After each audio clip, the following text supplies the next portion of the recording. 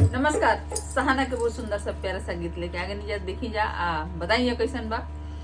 कैसे है साहूकार मेरे बाबुल बेटी न राखी जा, कैसे है साहूकार मेरे बाबुल बेटी न राखी जा।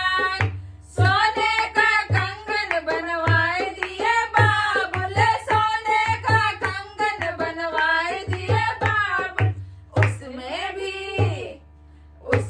भी हीरा जड़वाए दिए बाबुल बेटी न राखी जाए, उसमें भी हीरा जड़वाए दिए बाबुल बेटी न राखी जाए। कैसे है साहूकार मेरे बाबुल बेटी न राखी जाए, कैसे है साहूकार मेरे बाबुल बेटी न राखी जाए।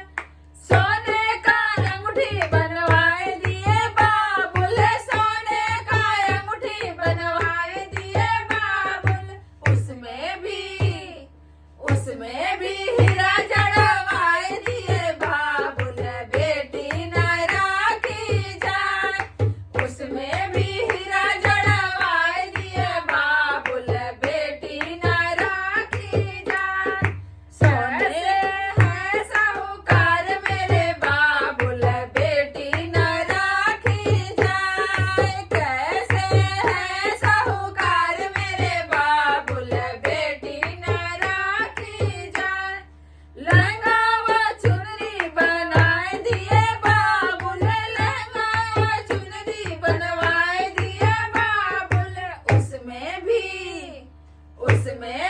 हीरा जड़वाए दिए बाबुल बेटी न राखी जाए, उसमें भी हीरा जड़वाए दिए बाबुल बेटी न राखी जाए। कैसे है साहूकार मेरे बाबुल बेटी न राखी जाए, कैसे है साहूकार मेरे बाबुल बेटी न राखी जाए।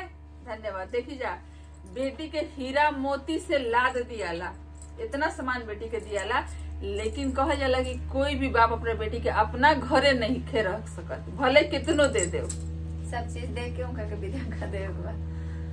तो बढ़िया लगल गीत तो कमेंट करी जा, कुछ विदाई पर कुछ इस गीत के बारे में लोग के लिखे के होके तो बढ़िया बढ़िया बात लिख के भेजी जा, और चैनल पर नया बनी जा। मान ली कोई खराब लिख हुई तो खराब लिख कोई लिखबे ना करे ना लिखी, विश्वास बाप न फॉलोअर पे कोई ना लिखी। और नया बनी जा तो चैनल के सब्सक्राइब कर लीजिए, तबे तो आगे गौरी वीडियो लोग भी पहुंची। और हमने के वीडियो को लाइक करी जा, ज्यादा से ज्यादा शेयर करी जा हमने के गीत में। धन्यवाद।